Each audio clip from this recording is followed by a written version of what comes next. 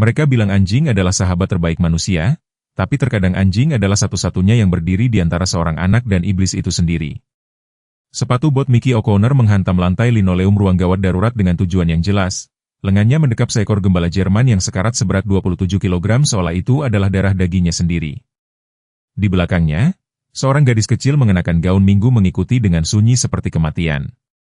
Darah terlumuri di tangan kecilnya dan lengan katun putihnya. Mata kuning atlas berkedip sekali, 2 kali, lalu terdiam. Dadanya yang besar hampir tidak naik di bawah jari-jari kasar Mickey. Kumohon. Suara Mickey pecah saat dia mendekati meja resepsionis. Dia sekarat. Resepsionis muda itu mendongak, papan klip membeku di udara. Pak, apakah Anda pemiliknya? Kami perlu? Saya keluarganya. Mickey memotongnya, mata abu-abu bajanya tidak menerima bantahan. Itu saja yang perlu kamu ketahui. Emma Gray Sullivan berdiri di ambang pintu, tubuhnya yang berusia 9 tahun bergoyang seperti pohon muda dalam badai. Dia menggenggam kerah kulit atlas di tangannya, tag logamnya berdering pelan, satu-satunya suara yang dia buat sejak Mickey menemukannya berteriak di halaman belakangnya 30 menit yang lalu. Waktu hampir habis dan semua orang di ruangan steril itu tahu itu. Tinggalkan suka dan bagikan pemikiran Anda di komentar. Bersama dengan kota tempat Anda menonton, mulai sekarang, mari lanjutkan ceritanya. Ruang tunggu berbau disinfektan dan ketakutan. Emma duduk kaku di kursi plastik, kakinya yang telanjang tergantung beberapa sentimeter dari lantai, sementara Mickey mondar-mandir seperti binatang yang dikurung.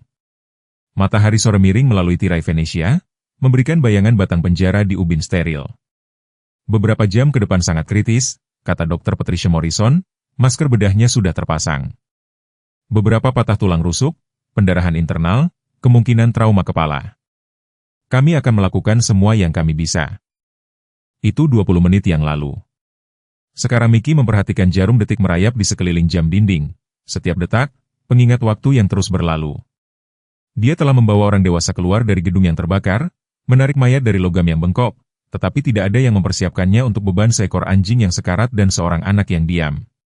Emma belum berbicara sejak dia menemukannya. Tidak ketika dia mengangkat atlas dari rumput yang berlumuran darah, tidak selama perjalanan panik ke klinik, bahkan tidak ketika para perawat dengan lembut mencoba membersihkan darah dari tangannya. Dia hanya duduk di sana memutar-mutar kerah atlas di antara jari-jarinya seperti tasbih. Beberapa suara tidak bisa kamu lupakan, pikir Mickey, mengingat teriakan yang menariknya dari garasinya 90 menit sebelumnya. Dia sedang sibuk memperbaiki karburator ketika teriakan itu membelah sore Sabtu yang malas di Millfield, Carolina Utara. Suara yang begitu mentah, begitu putus asa sehingga membuat darahnya menjadi dingin. Kejahatan terjadi ketika orang baik tidak melakukan apapun. Kata-kata ayahnya, diucapkan 40 tahun yang lalu, bergema di benaknya saat dia memutar ulang adegan itu. 3 anak laki-laki dengan garu logam, seekor anjing setia berjuang untuk melindungi gadisnya, tetangga mengintip melalui tirai tetapi tidak pernah membuka pintu. Mickey telah bertugas 2 kali di Vietnam, menghabiskan 30 tahun berlari ke dalam kebakaran sementara yang lain berlari keluar.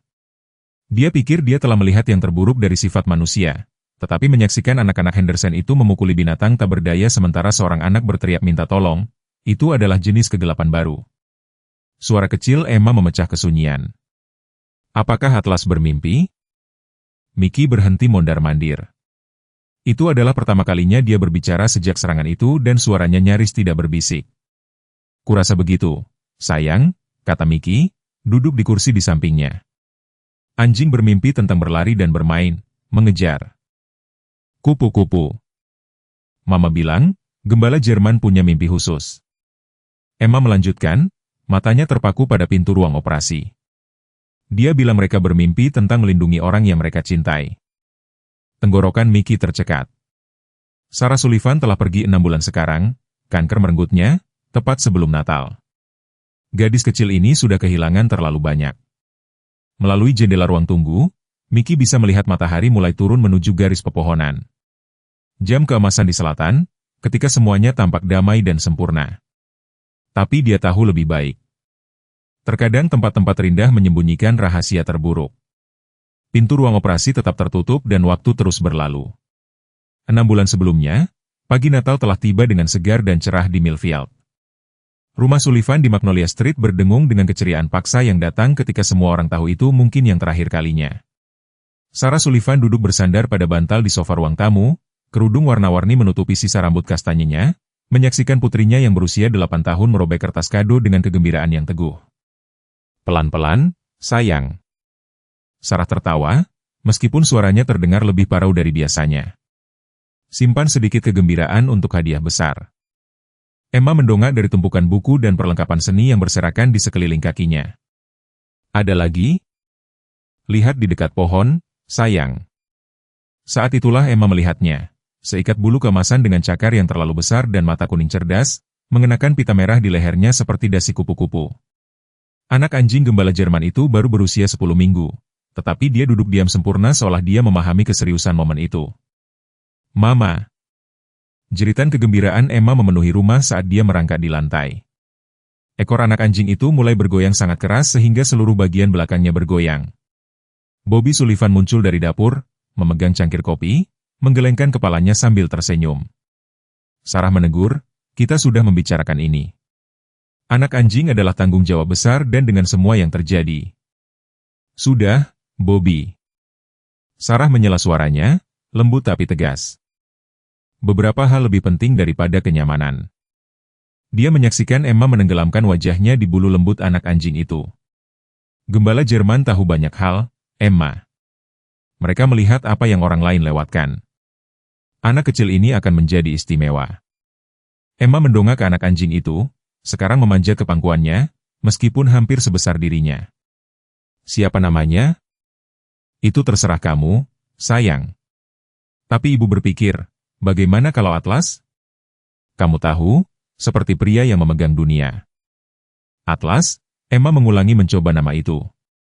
Telinga anak anjing itu berdiri tegak seolah dia setuju. Atlas Sullivan, aku suka itu. Selama beberapa minggu berikutnya, ketika musim dingin semakin dalam dan kondisi Sarah memburuk, ikatan yang luar biasa terbentuk antara gadis itu dan anjingnya. Atlas tampaknya memahami bahwa manusianya rapuh, tetap dekat tetapi tidak pernah melompat padanya. Selalu lembut dengan cakarnya yang besar.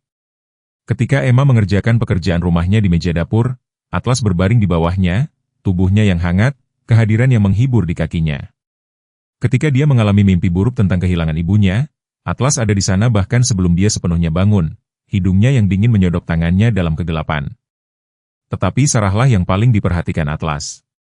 Anjing itu memiliki kemampuan yang luar biasa untuk merasakan hari-hari buruknya sebelum orang lain, memposisikan dirinya di samping tempat tidurnya berjam-jam sebelum rasa sakitnya memuncak.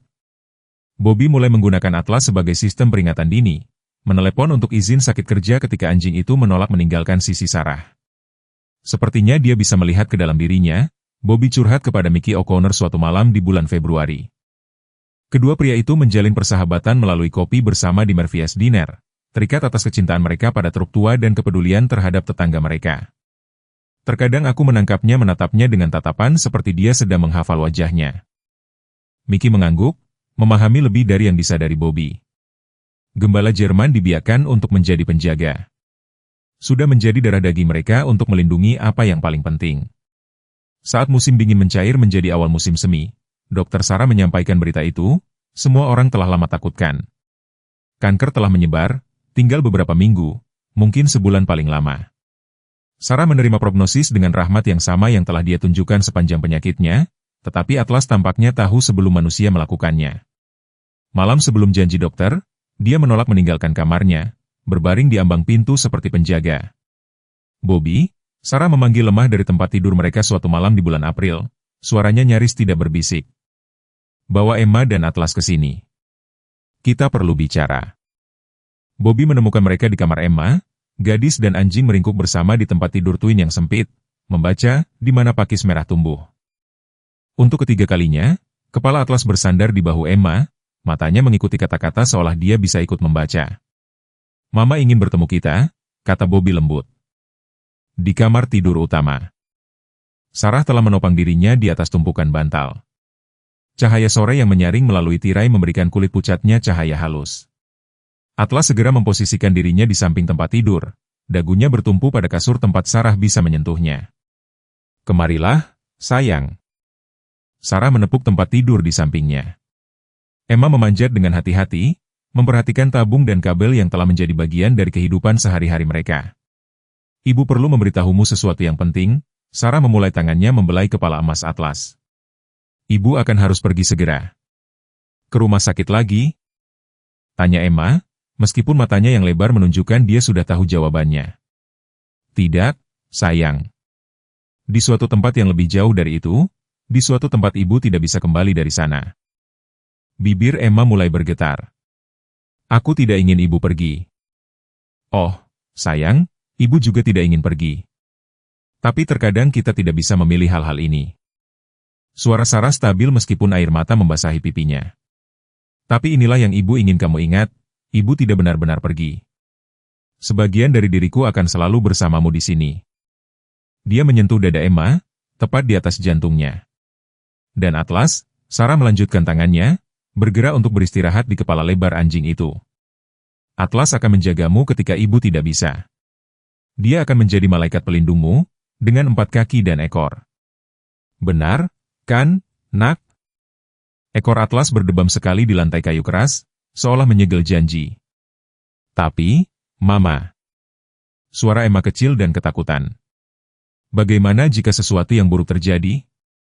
Bagaimana jika aku butuh bantuan dan ibu tidak ada di sini? Sarah tersenyum, ekspresi itu mengubah wajahnya yang kurus kembali menjadi wanita cantik yang selalu dia dambakan. Atlas akan tahu, sayang. Gembala Jerman memiliki indera khusus tentang hal-hal ini. Ketika kamu paling membutuhkannya, dia akan ada di sana. Ibu janji itu padamu. Sarah Sullivan meninggal pada Kamis pagi di akhir April, dengan pohon dogot bermekaran di luar jendelanya dan Atlas berjaga di samping tempat tidurnya. Dia meninggal seperti dia hidup, dengan martabat, dikelilingi oleh cinta, dan dengan tangannya bertumpu pada kepala emas anjing yang telah menjadi pelindung putrinya. Pemakaman itu adalah semua yang Sarah inginkan. Sederhana, tulus, dipenuhi dengan teman dan tetangga yang berbagi cerita tentang kebaikannya.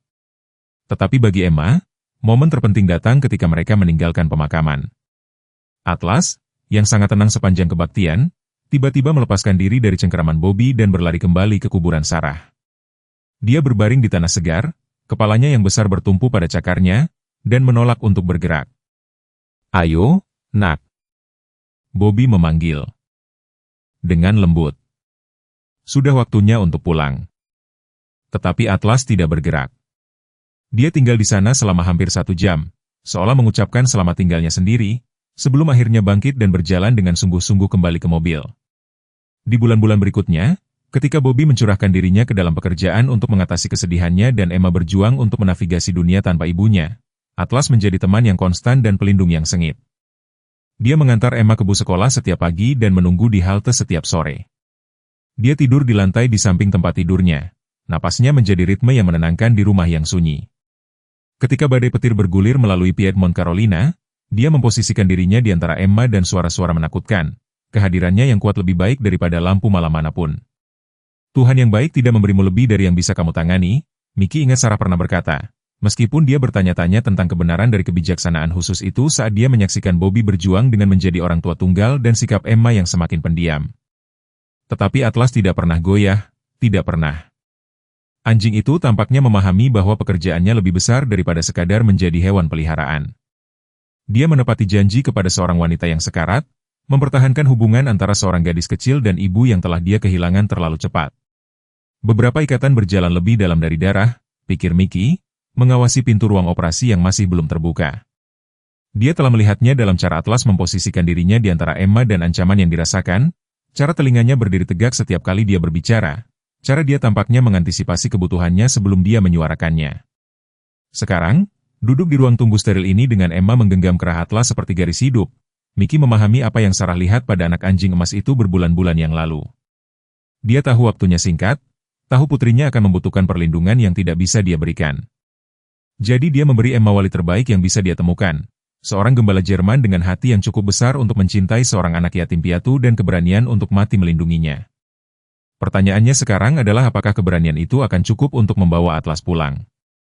Pintu-pintu ruang bedah tetap tertutup dengan keras kepala saat Mickey memeriksa jam tangannya. Pukul 4 sore lewat 30, 2,5 jam sejak Atlas dibawa ke ruang operasi. Bulunya yang keemasan kusut dengan darah, napasnya dangkal dan berat. Dr. Morrison memperkirakan 6 jam untuk operasi, yang berarti mereka baru setengah jalan. Mickey mencoba untuk fokus pada garis waktu itu, Mencoba untuk menemukan kenyamanan dalam detak jam dinding yang stabil, tetapi pikirannya terus melayang kembali ke apa yang telah dia saksikan di halaman belakang Sullivan. Itu adalah salah satu sore Sabtu yang sempurna yang dilakukan Carolina Utara lebih baik daripada tempat lain. Hangat tetapi tidak panas, dengan angin sepau-sepau yang lembut mengaduk bunga magnolia dan jenis cahaya keemasan yang membuat segalanya tampak seperti lukisan. Mickey berada di garasinya bergumul dengan karburator yang keras kepala di Chevy 89 ketika jeritan itu menghancurkan sore yang damai seperti kaca. Bukan tangisan anak khas, dia telah mendengar banyak dari itu selama bertahun-tahun. Protes bernada tinggi dari lutut yang tergores dan perasaan terluka. Ini berbeda. Mentah, putus asa, jenis suara yang mencapai ke dada Anda dan meremas jantung Anda sampai Anda tidak bisa bernapas. Mickey menjatuhkan kuncinya dan berlari ke arah suara itu tanpa berpikir sadar. Sepatu bot berujung bajanya menghantam jalan masuknya dan melalui pagar tanaman yang memisahkan propertinya dari Sullivans. Apa yang dia lihat ketika dia melewati pagar tanaman itu akan menghantuinya selama sisa hidupnya. 3 anak laki-laki berdiri di tengah halaman belakang. Caleb Henderson, 14 tahun, dan sudah menunjukkan coretan kejam yang mengalir dalam keluarganya. Adik laki-lakinya, Mason, 13 tahun dan lebih jahat dari ular, dan sepupu mereka, Tyler, 12 tahun, tetapi besar untuk usianya. Mereka memegang alat kebun logam seperti senjata, garu, cangkul, dan sekop. Ini bukan pengganggu taman bermain yang melayangkan pukulan. Ini adalah sesuatu yang jauh lebih jahat. Atlas berbaring di rumput dekat pohon ek tua, tubuhnya yang kuat patah dan berdarah, tetapi mata kuningnya masih terpaku pada sosok kecil yang meringkuk di belakangnya. Emma berjongkok di dekat batang pohon, gaun minggunya robek dan bernoda rumput, air mata mengalir di wajahnya saat dia terisak menyebut nama Atlas berulang-ulang. Tapi inilah yang membuat darah Mickey menjadi dingin. Atlas masih berusaha melindunginya. Terlepas dari siksaan yang jelas, terlepas dari tulang rusuk yang jelas patah dan darah yang merembes dari luka di kepalanya, gembala Jerman tetap memposisikan dirinya di antara Emma dan penyerangnya. Setiap kali anak laki-laki itu bergerak, Atlas menggeser tubuhnya, perisai hidup. Menjauh, Caleb Henderson membentak, mengangkat garu lagi. Anjing bodoh itu menggigit Mason. Saat itulah Mickey melihat bekas gigitan di lengan bawah Mason, goresan dangkal, goresan yang dibuat anjing saat memperingatkan daripada menyerang. Atlas telah membela diri dan anak laki-laki ini mencoba memukulinya sampai mati untuk itu. Berhenti. Suara Emma pecah saat dia mencoba berdiri, tetapi Atlas menekan kembali kakinya, menjaganya tetap di belakangnya. Tolong, berhenti. Dia tidak melakukan kesalahan apapun. Tetapi anak-anak Henderson tidak mendengarkan. Jika ada, permohonan Emma tampaknya mendorong mereka. Caleb tertawa, benar-benar tertawa, saat dia menurunkan garu lagi, duri logam menggores bahu Atlas dan menarik darah segar. Anak-anak, suara Mickey memotong kekacauan seperti pisau. Ketiga remaja itu membeku, berbalik untuk melihatnya berdiri di tepi halaman. Pada usia 58 tahun, Mickey O'Connor masih membawa dirinya seperti prajurit yang pernah menjadi dirinya. Bahu lebar, rambut abu-abu baja, dipotong pendek, tangan terluka dari kerja keras selama beberapa dekade. Tapi matanya yang membuat anak laki-laki itu mundur, mata yang telah melihat terlalu banyak, kehilangan terlalu banyak dan tidak akan kehilangan apapun lagi. Menjauh dari anjing itu. Sekarang. Caleb mencoba terdengar masuk akal, seperti orang dewasa. Anjing ini menyerang Mason. Kami hanya. Aku bilang, menjauh. Suara Mickey membawa jenis otoritas yang berasal dari bertahun-tahun memerintah rasa hormat dalam situasi hidup atau mati. Jangan membuatku mengulangi diriku sendiri. Anak laki-laki itu saling memandang dengan tidak pasti. Mereka terbiasa orang dewasa melihat ke arah lain, terbiasa dengan nama keluarga mereka membawa beban di Millfield. Keluarga Henderson memiliki setengah dari daerah itu. Tapi sesuatu dalam ekspresi Mickey memberitahu mereka bahwa ini bukan pria yang peduli tentang politik lokal atau hubungan keluarga. Tyler, yang termuda, adalah orang pertama yang retak. Dia menjatuhkan sekop dan kembali ke pagar. Ayo, teman-teman, ayo pergi. Tetapi Caleb belum siap untuk menyerah pada kesenangannya. Kamu tidak bisa menyuruh kami apa yang harus dilakukan, orang tua. Ini bukan propertimu. Mickey maju selangkah dan tiba-tiba jarak 6 meter antara dia dan anak laki-laki itu terasa seperti 50 cm. Nak, aku sudah memadamkan api lebih lama dari kamu bernapas.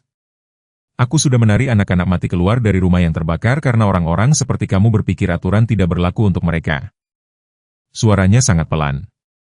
Kamu punya tepat 10 detik untuk keluar dari properti ini sebelum aku menunjukkan kepada kamu seperti apa perkelahian yang sebenarnya.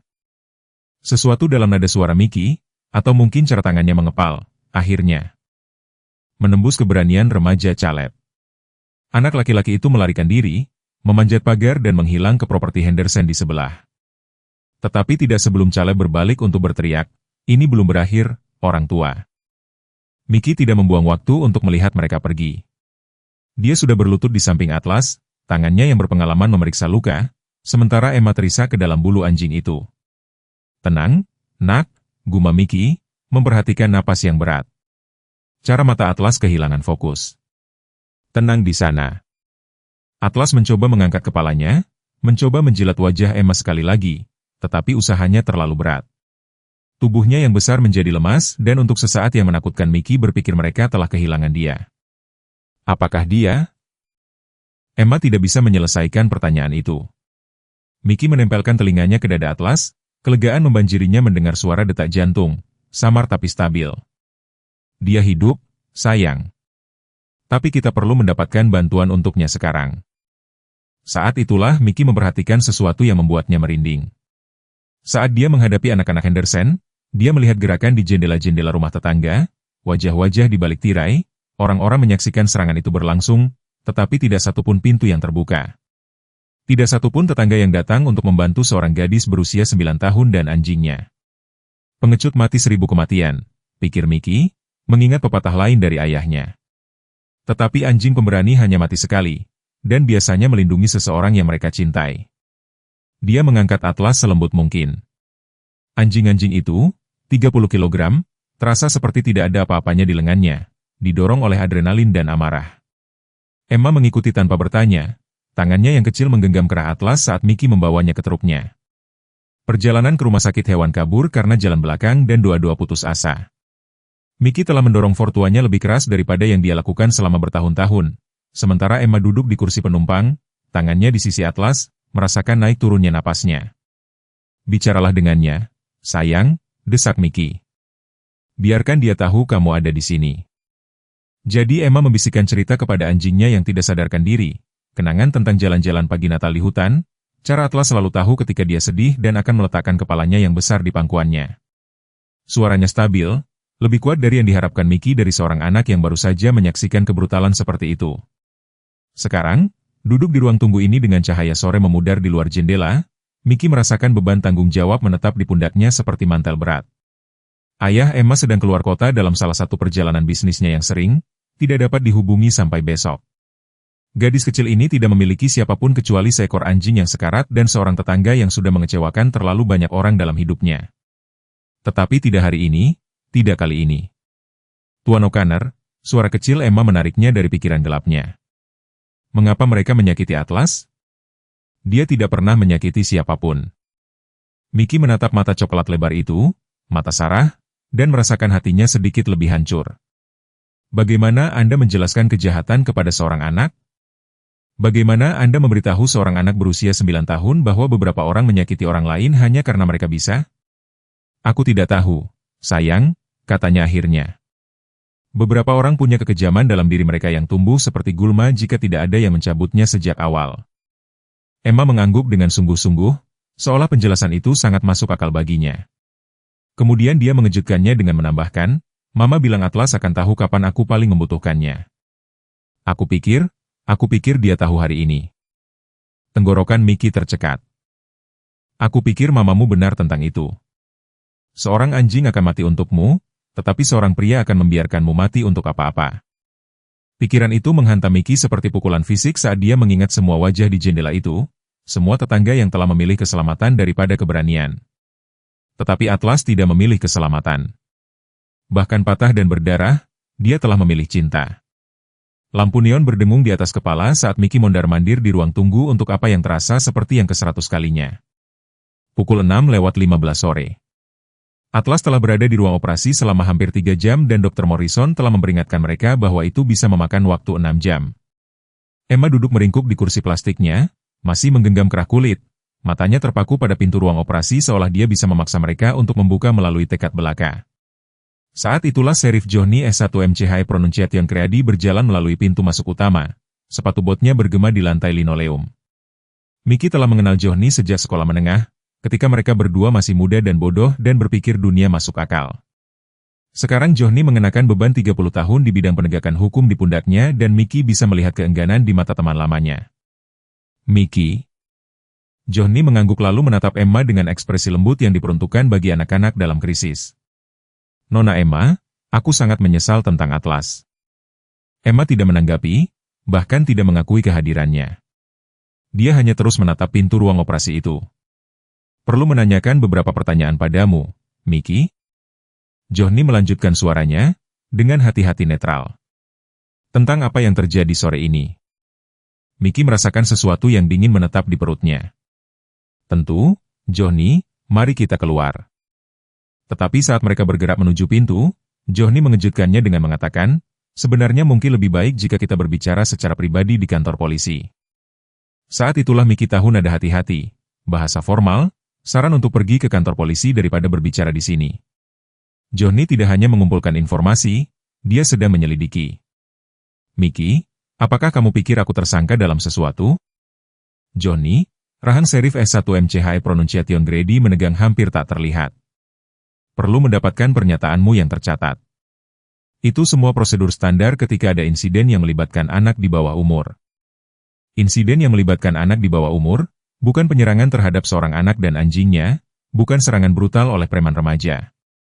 Sebuah insiden.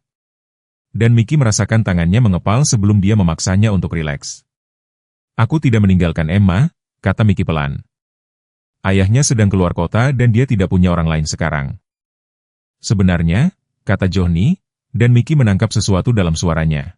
Pengunduran diri mungkin? Atau malu? Bobby Sullivan telah dihubungi. Dia mengemudi kembali dari Charlotte malam ini. Seharusnya dia ada di sini pada pagi hari. Mickey menatap teman lamanya, potongan-potongan teka-teki mulai jatuh ke tempatnya dengan cara yang tidak dia sukai. Bagaimana kamu tahu untuk menghubungi Bobby, Johnny? Aku tidak melaporkannya. Tidak ada orang lain yang seharusnya tahu di mana ayah Emma berada. Keheningan Johnny adalah jawaban yang cukup. Ya Tuhan, Mickey menghela napas. Kamu sudah tahu ini akan terjadi, Mickey. Sudah berapa lama, Johnny? Sudah berapa lama kamu tahu tentang anak-anak Henderson dan apa yang telah mereka lakukan? Serif S1MCHI Pronunciation Grady melirik ke sekeliling ruang tunggu, memperhatikan resepsionis berpura-pura tidak mendengarkan.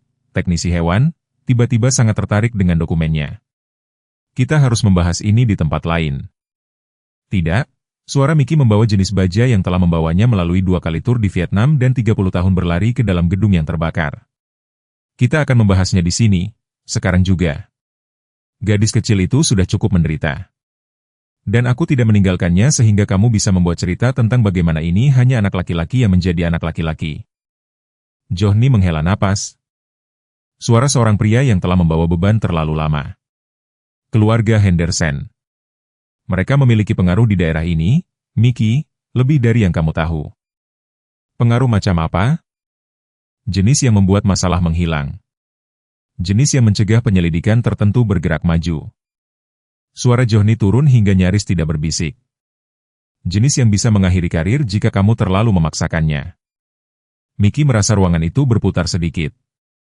Kamu sudah tahu mereka menyakiti hewan. Mencurigai, tidak bisa membuktikan apapun. Setiap kali kita mendekat, bukti menghilang, saksi mengubah cerita mereka, keluhan ditarik kembali. Berapa banyak, Johnny? Berapa banyak hewan yang mati sementara kamu memalingkan muka?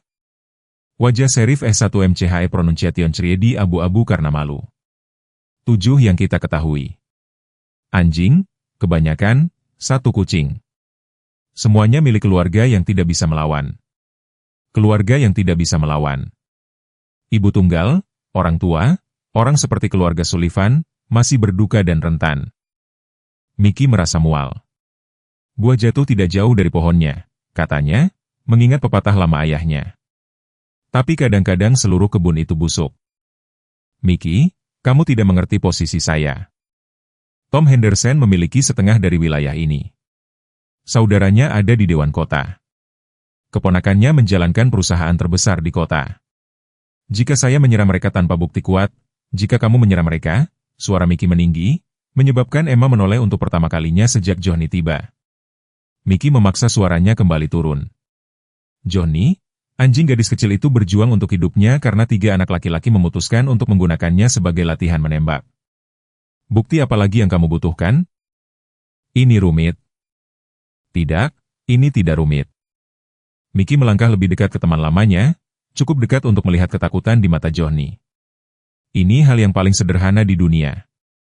Beberapa anak laki-laki melukai seekor anjing dan seorang gadis kecil. Kamu menangkap mereka, akhiri sebuah cerita. Lalu apa? Tom Henderson menelepon komisioner wilayah, yang menelepon jaksa agung negara bagian, yang menelepon bos saya. Tiba-tiba ada pertanyaan tentang kompetensi saya, penilaian saya, mungkin investigasi internal, mungkin pensiun dini. Suara Johnny pahit. Dan anak laki-laki itu, mereka mendapatkan pengacara terbaik. Uang dapat membeli saksi karakter palsu dan pelayanan masyarakat jika mereka tidak beruntung. Mickey menatap pria yang dia pikir dia kenal. Jadi kamu hanya akan membiarkan mereka lolos begitu saja? Saya akan melakukan apa yang saya bisa dalam sistem. Sistemnya rusak, Johnny. Mungkin, tapi itu satu-satunya yang kita punya. Saat itulah Mickey menyadari mengapa Johnny benar-benar datang ke rumah sakit. Bukan untuk menyelidiki anak-anak Henderson, untuk memperingatkan Mickey, untuk memastikan dia mengerti situasinya sebelum dia melakukan sesuatu yang mungkin mengganggu keseimbangan kekuatan yang rapuh di Millfield. Uang berbicara, tetapi darah berteriak. Mickey memikirkan pepatah ayahnya yang lain. Dan uang Henderson telah membeli keheningan entah sejak kapan. Ada sesuatu yang lain, kata Johnny, suaranya bahkan lebih pelan sekarang. Sesuatu yang perlu kamu ketahui tentang Sarah Sullivan. Kepala Emma menoleh tajam mendengar nama ibunya disebut. Mickey merasakan darahnya menjadi dingin. Ada apa dengan Sarah? Dia datang menemui saya sekitar 3 minggu sebelum dia meninggal. Dia mengatakan dia telah memperhatikan hal-hal. Hewan peliharaan hilang di lingkungan itu, suara aneh di malam hari. Dia pikir seseorang menjalankan semacam operasi.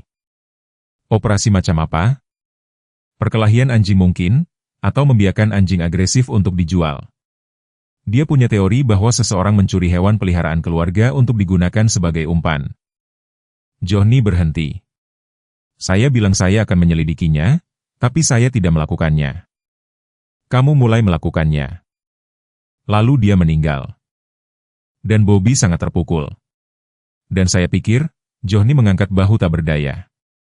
Saya pikir mungkin dia melihat hal-hal yang tidak ada di sana. Kanker terkadang melakukan hal-hal pada pikiranmu. Mickey merasakan sesuatu yang panas dan berbahaya tumbuh di dadanya. Jadi ketika Sarah Sullivan datang kepadamu untuk meminta bantuan, kamu mengabaikannya. Dan ketika anjing putrinya dipukuli setengah mati, kamu ingin aku mengerti bahwa anak laki-laki akan menjadi anak laki-laki. Bukan itu yang saya katakan. Lalu apa? Apa yang kamu katakan, Johnny? Sheriff S1MC High Pronunciation Grady menatap Emma, yang sedang memperhatikan mereka, dengan 2 mata serius itu yang seharusnya ada di wajah yang jauh lebih tua. Ketika dia berbicara lagi, suaranya berat dengan penyesalan. Saya mengatakan bahwa terkadang orang baik terjebak di antara orang jahat dan orang berkuasa dan tidak ada pilihan yang baik yang tersisa. Mickey mengikuti pandangannya ke Emma, melihat cara dia memegang kerah atlas seperti tali penyelamat dan membuat pilihannya. Kamu tahu apa, Johnny?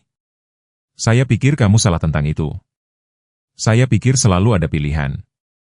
Itu hanya tergantung pada apakah kamu cukup berani untuk membuatnya. Mickey, jangan melakukan hal bodoh. Definisikan bodoh. Jangan mengejar keluarga Henderson sendirian. Jangan mencoba menjadi semacam main hakim sendiri. Jangan membuat ini lebih besar dari yang sudah ada. Mickey hampir tertawa. Lebih besar dari yang sudah ada, Johnny? Seorang gadis berusia 9 tahun menyaksikan 3 anak laki-laki mencoba memukuli anjingnya sampai mati sementara seluruh lingkungan berpura-pura tidak melihat. Ibunya meninggal mencoba melindungi hewan peliharaan orang lain dari monster yang sama. Bagaimana tepatnya ini bisa menjadi lebih besar? Kamu bisa berakhir mati. Kata-kata itu tergantung di udara di antara mereka seperti ancaman fisik. Mickey merasakan sesuatu yang dingin menetap di perutnya saat dia menyadari Johnny tidak berbicara secara hipotetis. Apakah itu peringatan atau ancaman, Johnny? Itu kebenaran. Keluarga Henderson tidak bermain-main, Mickey. Mereka punya sumber daya, koneksi dan mereka tidak suka orang yang bertanya terlalu banyak. Mickey menatap teman lamanya dan melihat seorang pria yang hancur. Seorang pria yang telah menghabiskan begitu banyak tahun berkompromi dengan kejahatan sehingga dia lupa seperti apa keadilan itu. Kalau begitu, kata Mickey pelan, saya kira mereka akan segera belajar bahwa beberapa orang tidak mudah takut. Johnny S1MCHE Pronunciation Criedi menggelengkan kepalanya dengan sedih. Ayahmu selalu mengatakan kamu terlalu keras kepala untuk kebaikanmu sendiri. Ayahku juga mengatakan bahwa kebenaran akan membebaskanmu, tetapi pertama-tama itu akan membuatmu marah. Mickey melirik kembali ke Emma, masih menunggu dengan sabar berita tentang Atlas. Saya sangat marah, Johnny. Pertanyaannya adalah, apa yang akan saya lakukan tentang hal itu? Saat Sheriff S1MCHE Pronunciation Criedi berjalan pergi, Mickey mengeluarkan ponselnya dan menggulir kontaknya sampai dia menemukan nomor yang dia cari. Seorang reporter dari Charlotte Observer yang berutang budi padanya sejak lama. Terkadang kamu harus melawan api dengan api. Dan terkadang kamu harus meruntuhkan seluruh rumah untuk menyelamatkan apa yang paling penting. Jam di dinding ruang tunggu menunjukkan pukul 7.30 malam ketika ponsel Mickey berdering dengan pemberitahuan pertama, lalu yang lain, lalu banjir pemberitahuan, perangkat itu bergetar di sakunya seperti lebah yang marah. Emma mendongak dari jaganya di depan pintu operasi, matanya bertanya-tanya.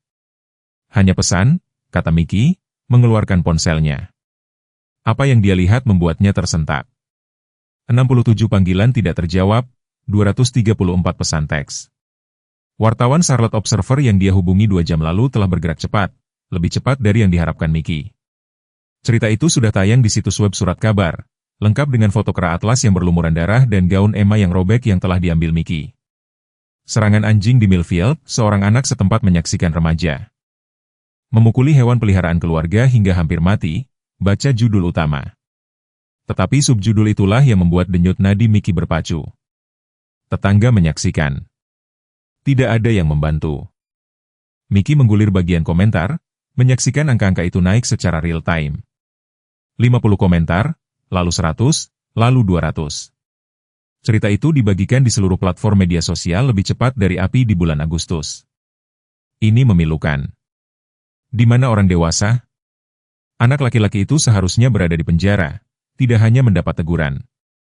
Jika saya melihat seseorang menyakiti anjing seorang anak seperti ini, akan ada neraka yang harus dibayar. Millfield harus malu. Komunitas macam apa yang membiarkan ini terjadi? Ponsel Mickey berdering. Charlotte Observer lagi. O'Connor, ini Janet Morrison dari Observer. Cerita ini meledak secara online. Kami punya 3 jaringan berita besar yang ingin mengambilnya dan media sosial menjadi gila. Bisakah kamu memberi saya pembaruan tentang kondisi anjing itu? Mickey melirik pintu operasi yang masih tertutup. Masih dalam operasi, kritis. Dan gadis itu, bagaimana keadaannya? Dia berusia 9 tahun dan dia menyaksikan 3 anak laki-laki mencoba memukuli sahabatnya sampai mati sementara tetangganya tidak melakukan apa-apa. Bagaimana menurutmu keadaannya? Ada jeda. Pengacara keluarga Henderson menelepon kantor kami 20 menit yang lalu. Mereka mengklaim anak laki-laki itu membela diri dari serangan hewan buas. Mickey merasakan rahangnya mengencang. Itu bohong besar. Bisakah kamu membuktikannya? Saya melihatnya dengan mata kepala sendiri. Kata-katamu melawan kata-kata mereka. Dan mereka punya sumber daya. Mungkin, tetapi mereka tidak memiliki internet di pihak mereka. Seolah dipanggil oleh kata-katanya, Dr. Morrison muncul dari ruang operasi masih mengenakan pakaian operasinya. Emma berdiri sebelum pintu terbuka sepenuhnya, Mickey tepat di belakangnya. Bagaimana keadaannya? Bisik Emma. Dr. Morrison berlutut sejajar dengan mata Emma, wajahnya tertata dengan hati-hati. Atlas adalah anjing yang sangat kuat, sayang. Kami telah memperbaiki kerusakan pada tulang rusuknya dan menghentikan pendarahan internal. Dia stabil untuk saat ini. Bisakah aku melihatnya? Tidak malam ini. Dia perlu istirahat. Tetapi Dr. Morrison berhenti, memilih kata-katanya dengan hati-hati. 24 jam berikutnya sangat penting. Dia belum keluar dari bahaya. Ponsel Mickey berdering lagi. Sebuah teks dari nomor yang tidak dikenal. Melihat cerita itu online. Hal serupa terjadi pada kucing kami tahun lalu di Millfield. Mereka mengatakan itu serangan coyote. Bukan? Lalu yang lain. Anjing tetangga saya menghilang 6 bulan lalu. Anak Henderson terlihat di halaman kami pada hari yang sama dan tidak ada yang berani melaporkannya. Anak laki-laki itu membunuh kelinci putriku. Mereka bilang mereka akan menyakitinya jika kami memberitahu. Mickey menatap ponselnya menyaksikan kesaksian mengalir dari orang-orang yang terlalu takut untuk berbicara sebelumnya. Anak laki-laki Henderson tidak hanya menyerang Atlas. Mereka telah meneror komunitas selama berbulan-bulan, mungkin bertahun-tahun. Dr. Morrison, kata Mickey pelan, bisakah saya berbicara denganmu? Mereka menjauh dari Emma yang telah duduk kembali di kursinya untuk melanjutkan jaganya. Aku perlu kamu mendokumentasikan semuanya, kata Mickey, setiap cedera, setiap sinar X, setiap detail dari apa yang dilakukan pada anjing itu. Dan aku perlu kamu mengambil foto. Aku selalu mendokumentasikan perawatan secara menyeluruh. Ini akan dibawa ke pengadilan. Dan itu akan menjadi buruk. Keluarga yang bertanggung jawab memiliki uang dan pengacara dan mereka akan mencoba untuk menggambarkan Atlas sebagai hewan buas yang pantas mendapatkan apa yang dia dapatkan. Ekspresi Dr. Morrison mengeras. Anjing itu memiliki luka pertahanan. Tuan O'Connor, saya telah merawat hewan selama 20 tahun dan saya tahu perbedaan antara serangan dan pemukulan. Atlas mencoba melindungi sesuatu, bukan menyakiti seseorang. Bisakah kamu bersaksi untuk itu? Dalam sekejap. Ponsel Mickey berdering lagi. Kali ini nomor yang dia kenal. Tom Henderson, Senior. Patriark klan Henderson dan orang paling berkuasa di 3 wilayah. Oh, Connor, kamu membuat kesalahan besar hari ini, nak.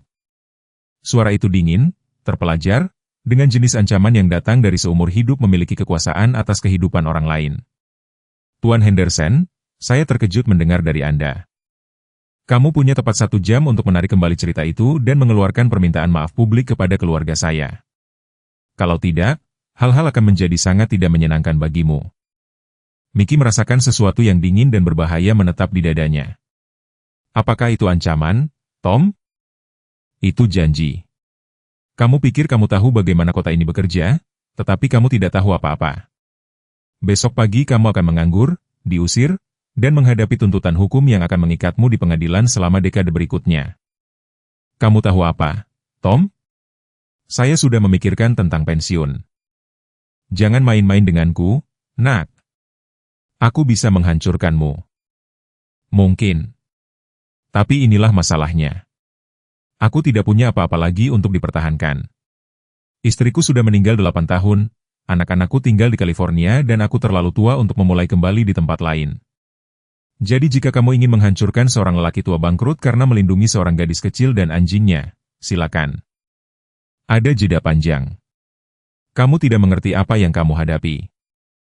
Saya mengerti persis apa yang saya hadapi. Keluarga pengganggu yang telah menggunakan uang dan intimidasi untuk menutupi kejahatan mereka begitu lama sehingga mereka pikir mereka tidak tersentuh. 1 jam, O'Connor. Saluran itu mati.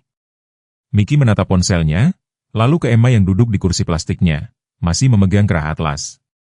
Kebenaran memiliki cara untuk muncul ke permukaan, pikirnya, mengingat pepatah ayahnya yang lain. Terkadang itu hanya membutuhkan sedikit bantuan. Pada pukul 8.45 malam, Bobby Sullivan akhirnya tiba. Mickey mendengar keributan di tempat parkir sebelum dia melihat ayah Emma menerobos pintu rumah sakit. Rambutnya acak-acakan dan kemejanya kusut karena perjalanan panik dari Charlotte. Emma. Bobby melintasi ruang tunggu dalam 3 langkah dan meraih putrinya ke dalam pelukannya. Sayang, kamu baik-baik saja? Kamu terluka? Untuk pertama kalinya sejak serangan itu, Emma benar-benar hancur. Fasad berani yang dia pertahankan selama 6 jam runtuh saat dia terisak di bawah ayahnya, tubuh kecilnya bergetar karena kekuatan emosi yang dia tahan. Mereka menyakiti Atlas, isaknya. Ayah, mereka sangat menyakitinya. Bobby melihat ke atas kepala Emma pada Mickey, matanya dipenuhi campuran rasa terima kasih dan amarah. Katakan padaku. Mickey memberinya versi singkatnya. Serangan itu, keheningan lingkungan itu, anak laki-laki Henderson, kekejaman biasa. Dengan setiap detail, rahang Bobby semakin mengencang. Di mana mereka sekarang? Tanya Bobby ketika Mickey selesai. Di rumah, mungkin sedang makan malam dengan keluarga mereka. Sheriff S1MC High Pronunciation Triedi tampaknya berpikir terlalu rumit untuk menangkap mereka. Rumit? Suara Bobby datar, berbahaya. 3 anak laki-laki memukuli anjing putriku setengah mati dan itu rumit? Keluarga mereka punya pengaruh. Aku tidak peduli dengan pengaruh mereka. Ponsel Mickey berdering dengan pemberitahuan lain. Cerita itu telah diambil oleh CNN. Keadilan untuk Atlas menjadi tren di Twitter. Stasiun berita lokal menelepon Bobby. Mickey berkata dengan hati-hati, ada sesuatu yang lain yang perlu kamu ketahui tentang Sarah. Perhatian Bobby tertuju pada Mickey seperti laser. Ada apa dengan Sarah? Dia datang menemui Sheriff S1MC High Pronunciation Grady beberapa minggu sebelum dia meninggal. Dia mencurigai seseorang menjalankan operasi perkelahian anjing di lingkungan itu. Dia pikir hewan peliharaan dicuri, digunakan sebagai hewan umpan. Bobby menjadi sangat diam. Apa yang S1MC High Pronunciation Tree lakukan tentang hal itu? Tidak ada. Dia bilang dia akan menyelidikinya, tetapi kemudian Sarah meninggal dan dia berpikir mungkin kanker itu membuatnya paranoid. Sarah tidak pernah paranoid tentang apapun. Suara Bobby semakin pelan, lebih terkendali. Mickey mengenali nada itu. Itu sama yang dia gunakan sendiri ketika dia akan melakukan sesuatu yang berbahaya. Bobby, jangan. Jangan apa? Jangan melindungi keluargaku? Jangan mencari keadilan untuk istri dan putriku? Bobby meletakkan Emma dengan lembut kembali di kursinya, lalu berbalik untuk menghadapi Mickey sepenuhnya. Kamu tahu apa yang aku lakukan untuk mencari nafkah, Mickey? Investigasi asuransi, investigasi penipuan perusahaan.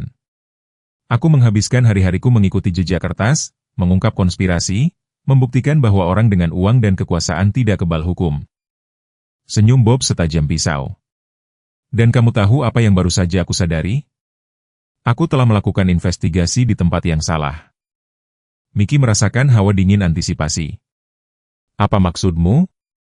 Maksudku Tom Henderson memiliki setengah wilayah ini tetapi dia tidak memiliki kantor jaksa agung negara bagian. Dia tidak memiliki unit korupsi publik FBI. Dia tidak memiliki IRS. Bobby mengeluarkan ponselnya sendiri menggulir kontak. Dan dia pasti tidak memilikiku.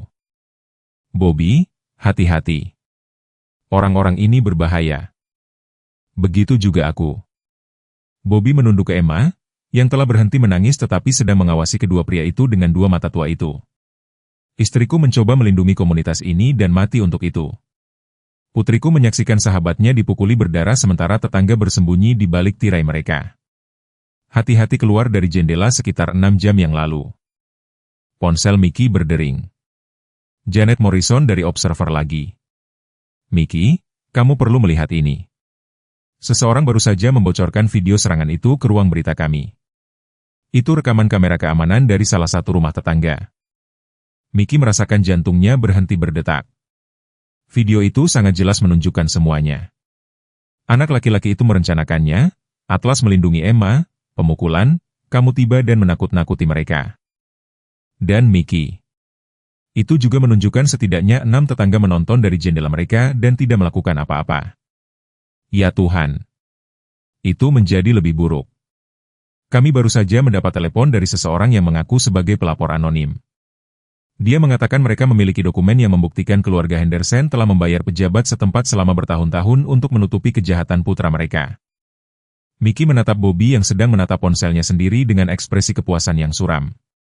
Mickey, kata Bobby pelan, pernahkah kamu mendengar pepatah tentang bagaimana desinfektan terbaik adalah sinar matahari? Ya. Nah, aku baru saja mengirim sekitar 1000 halaman catatan keuangan ke setiap jurnalis investigasi di negara bagian.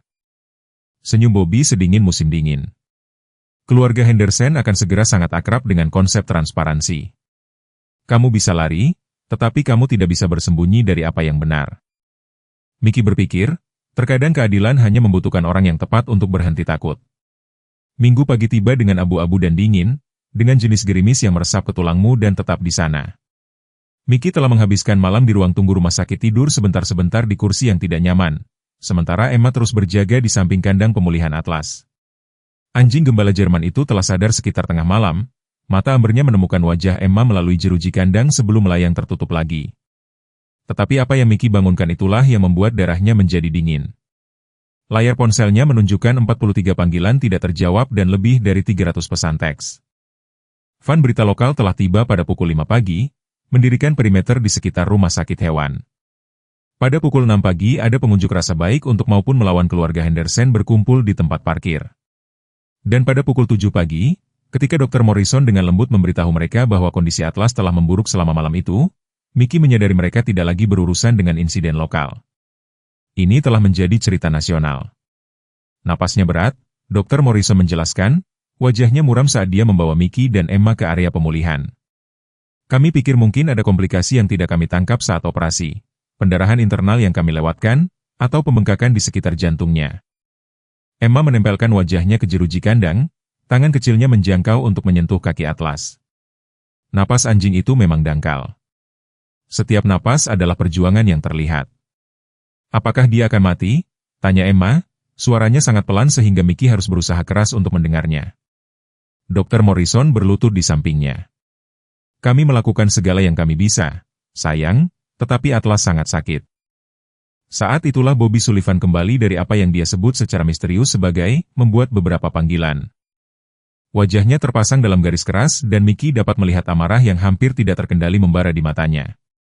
Kita perlu bicara, kata Bobby, menarik Mickey ke samping. Kita semua, termasuk Emma. Bobby, dia sudah cukup menderita.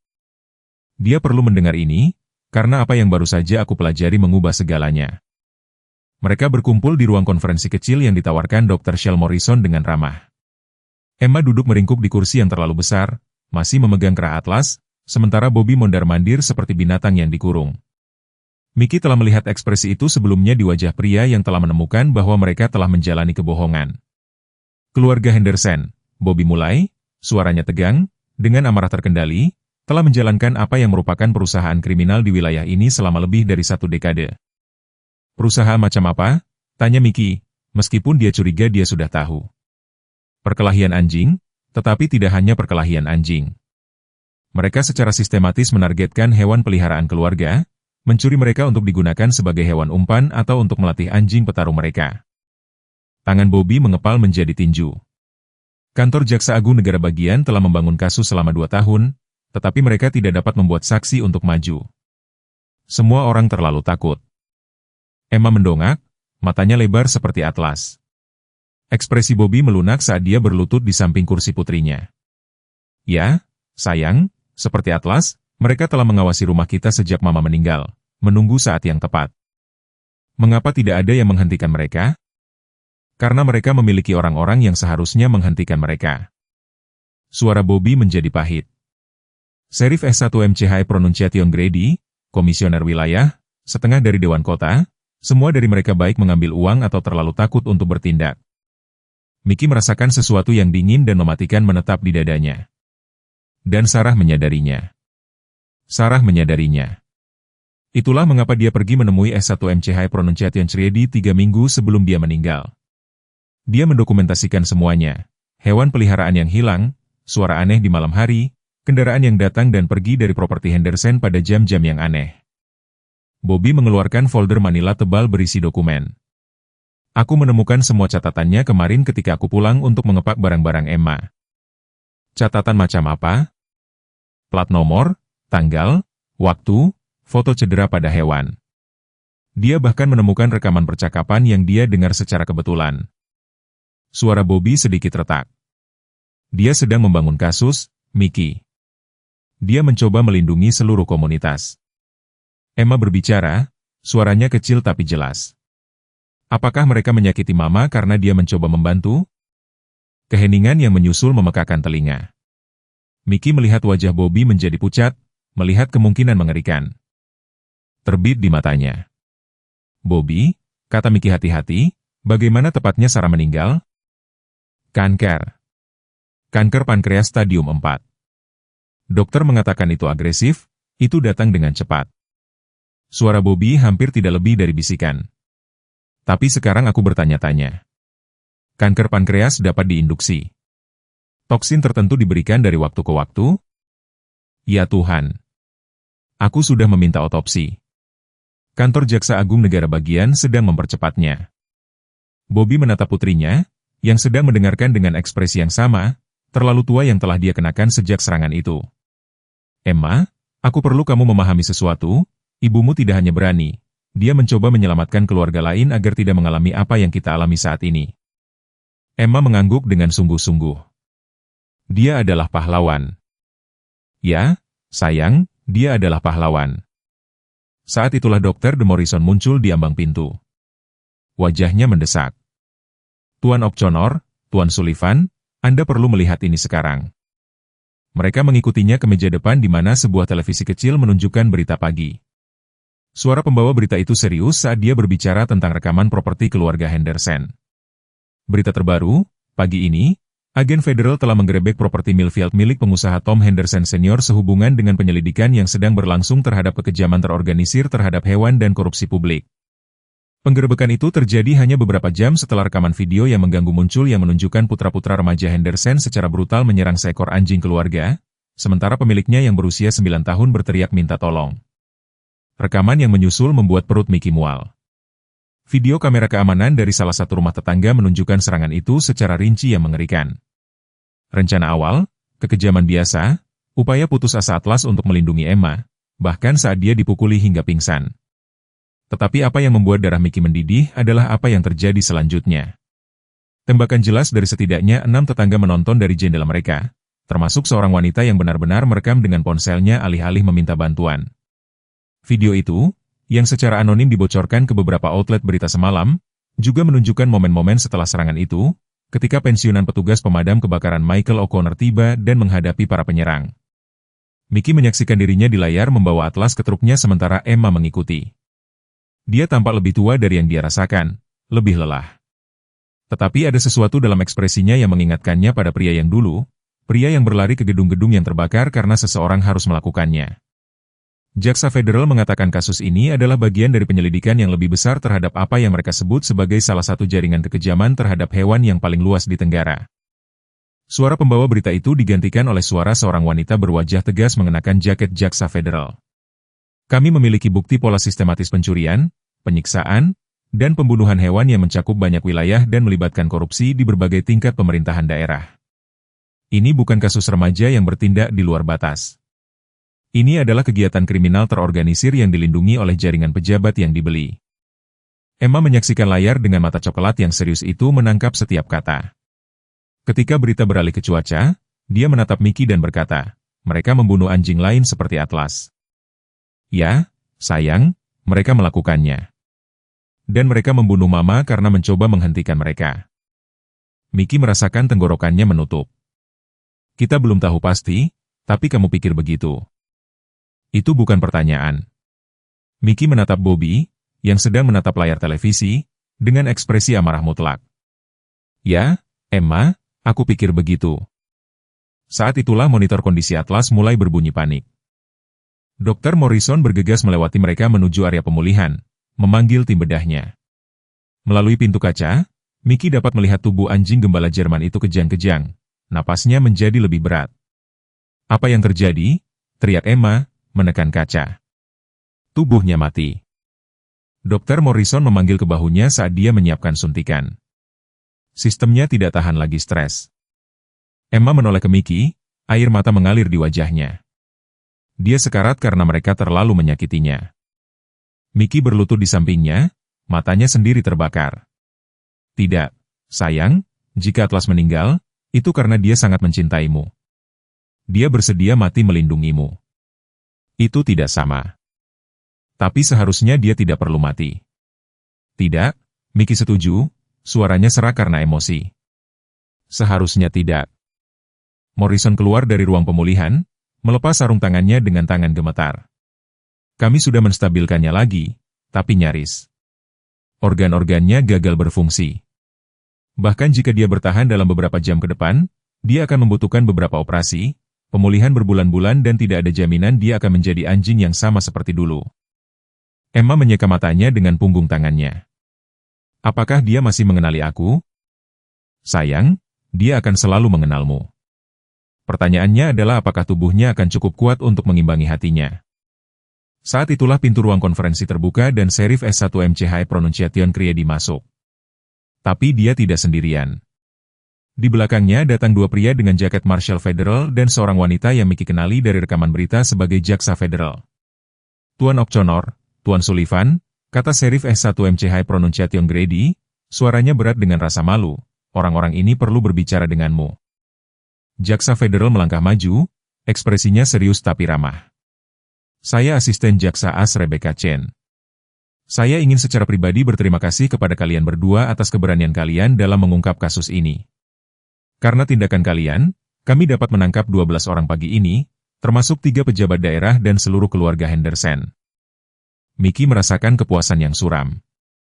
Bagus, tapi aku perlu kalian memahami sesuatu.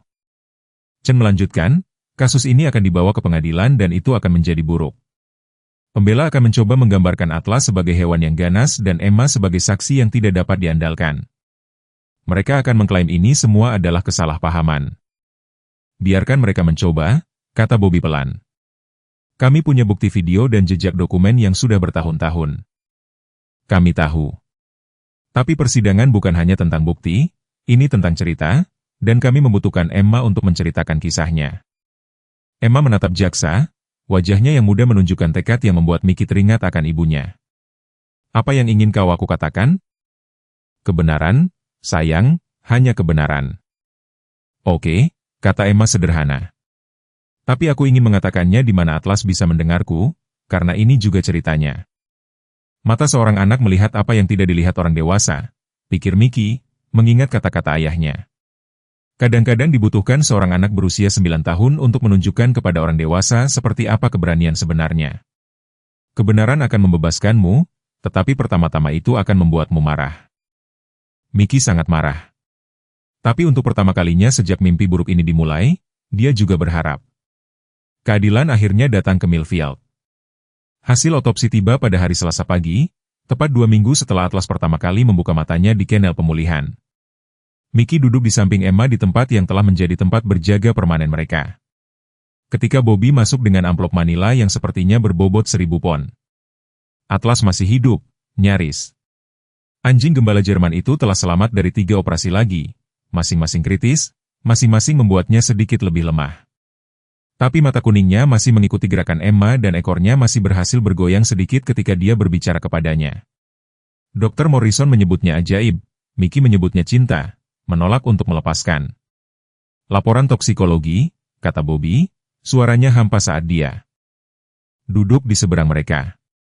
Emma mendongak dari buku yang sedang dibacanya untuk Atlas, di mana pakis merah tumbuh, buku yang sama yang dibacanya pada hari serangan itu.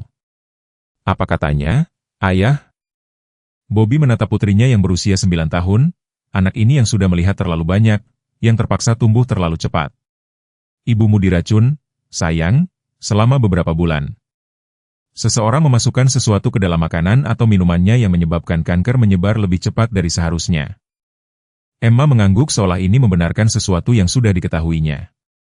Orang-orang Henderson? Kami pikir begitu. FBI sedang menyelidiki. Sekarang Mickey merasakan sesuatu hancur di dalam dadanya. Sarah Sullivan tidak hanya meninggal, dia telah dibunuh karena mencoba melindungi komunitasnya.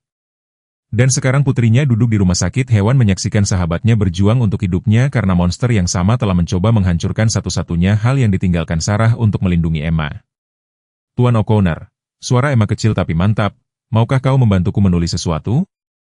Tentu saja, sayang. Apa yang ingin kau tulis? Surat untuk semua orang yang telah menonton ini di TV. Aku ingin mereka tahu tentang ibu dan tentang Atlas dan tentang mengapa ini penting. Bobby mulai memprotes. Emma, kau tidak harus. Ya, aku harus, Ayah, karena jika aku tidak memberitahu mereka, siapa yang akan melakukannya?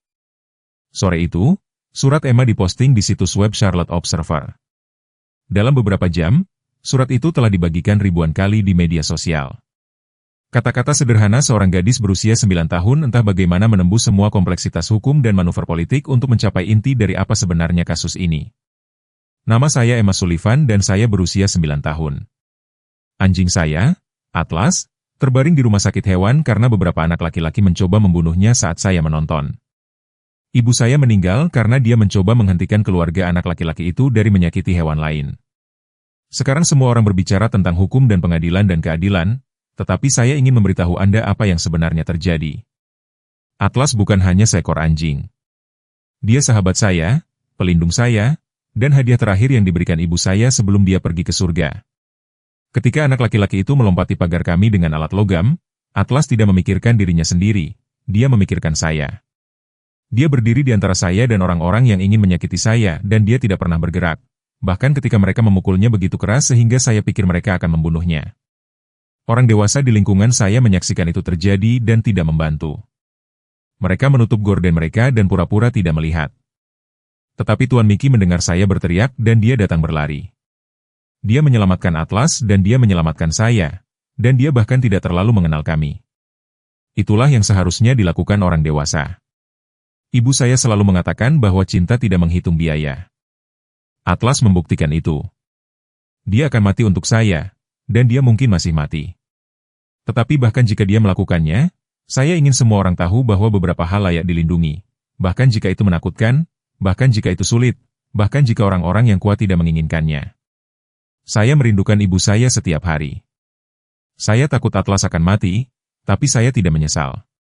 Tuan Mickey memberitahu semua orang apa yang terjadi karena sekarang anak laki-laki itu tidak dapat menyakiti hewan peliharaan orang lain dan anak-anak lain tidak perlu menyaksikan sahabat mereka dipukuli berdarah sementara dunia berpaling. Itu saja yang ingin saya katakan. Tolong jangan biarkan mereka menyakiti lebih banyak hewan. Tolong jangan biarkan mereka menang. Cinta, Emma Sullivan. Responnya langsung dan luar biasa. Tagar Justice for Atlas mulai menjadi tren. Sumbangan mengalir untuk menutupi biaya pengobatan Atlas. Organisasi hak-hak hewan menggalang dukungan. Tapi, yang lebih penting, korban lain mulai maju. Pada hari Kamis, FBI telah mendokumentasikan 17 insiden terpisah tentang kekejaman terhadap hewan yang terkait dengan operasi keluarga Henderson. 7 keluarga maju dengan bukti bahwa hewan peliharaan mereka telah dicuri dan digunakan sebagai hewan umpan. 3 lagi memberikan kesaksian tentang ancaman dan intimidasi yang mereka terima ketika mereka mencoba melaporkan aktivitas yang mencurigakan. Dan kemudian datanglah wahyu yang mengubah segalanya. Mickey sedang membacakan Emma bab lain dari Di Mana Pakis Merah Tumbuh, ketika asisten jaksa Aschin tiba dengan berita yang membuat darahnya membeku. Kami menemukan jurnal Sarah, katanya tanpa basa-basi, tersembunyi di kotak penyimpanan yang tidak diketahui Bobby. Dia mendokumentasikan segalanya. Setiap hewan peliharaan yang hilang, setiap kendaraan yang mencurigakan, setiap percakapan yang dia dengar. Tapi ada sesuatu yang lain. Bobby mendongak dari tempat dia tertidur di kursinya. Apa? Dia tahu mereka akan membunuhnya. Entry terakhir, ditulis hanya beberapa hari sebelum dia meninggal, merinci bagaimana dia merasa sakit setelah makan makanan tertentu, bagaimana dia curiga seseorang merusak obatnya. Suara Chen tegang karena amarah yang terkendali. Dia tahu dan dia terus menyelidiki. Emma berhenti membelai Atlas dan menatap jaksa. Apakah dia juga tahu tentang Atlas? Dia tahu. Salah satu entry terakhirnya mengatakan dia memilih Atlas secara khusus karena anjing gembala Jerman lebih sulit diracun daripada kebanyakan anjing dan karena mereka secara alami protektif. Dia mencoba meninggalkanmu dengan wali yang bisa bertahan dari apa yang tidak bisa dia lakukan. Keheningan yang menyusul hanya dipecah oleh bunyi bip lembut monitor Atlas. Tangan Emma terdiam di kepala anjing itu saat dia memproses informasi ini. Ibu tahu dia akan mati dan dia masih mencoba menyelamatkan semua orang. Ya, sayang, dia melakukannya. Emma terdiam lama, lalu menatap Mickey dengan mata coklatnya yang serius. Tuan Mickey, maukah kau membantuku melakukan sesuatu? Apa saja, Emma? Aku ingin berbicara di persidangan. Aku ingin memberitahu semua orang seperti apa ibu sebenarnya dan seperti apa Atlas sebenarnya dan mengapa orang-orang itu tidak boleh dibiarkan menyakiti orang lain. Chen mencondongkan tubuh ke depan. Emma, bersaksi dalam persidangan federal sangat sulit, bahkan untuk orang dewasa. Pengacara pembela akan mencoba membingungkanmu, untuk membuatmu meragukan apa yang kau lihat. Mereka bisa mencoba. Emma menyela. Dan Mickey mendengar baja dalam suaranya yang sangat mengingatkannya pada Sarah. Tapi aku tahu apa yang aku lihat. Aku tahu apa yang mereka lakukan pada Atlas dan aku tahu apa yang mereka lakukan pada ibu dan aku tidak akan membiarkan mereka berbohong tentang itu.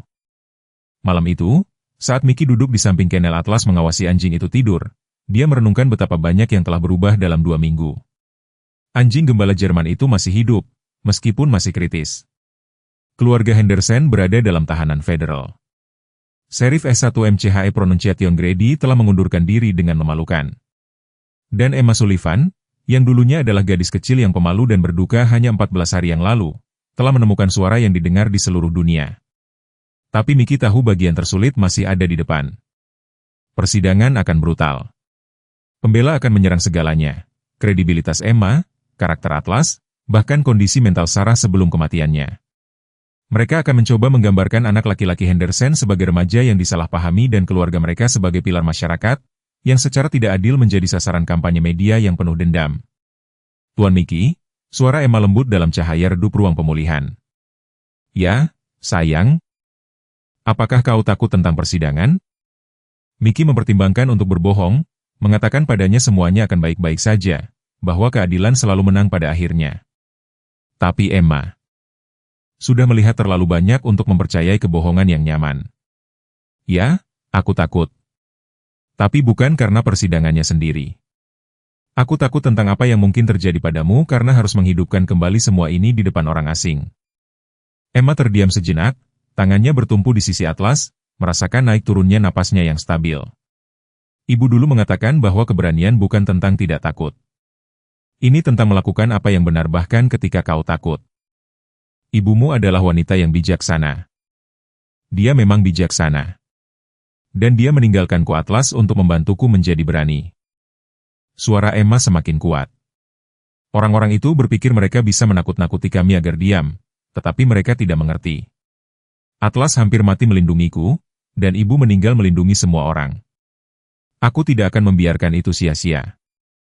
Mickey merasakan air mata menyengat matanya. Dalam 2 minggu dia telah menyaksikan gadis kecil ini berubah dari korban menjadi sesuatu yang jauh lebih kuat. Seorang saksi yang tidak bisa diintimidasi, sebuah suara yang tidak akan dibungkam.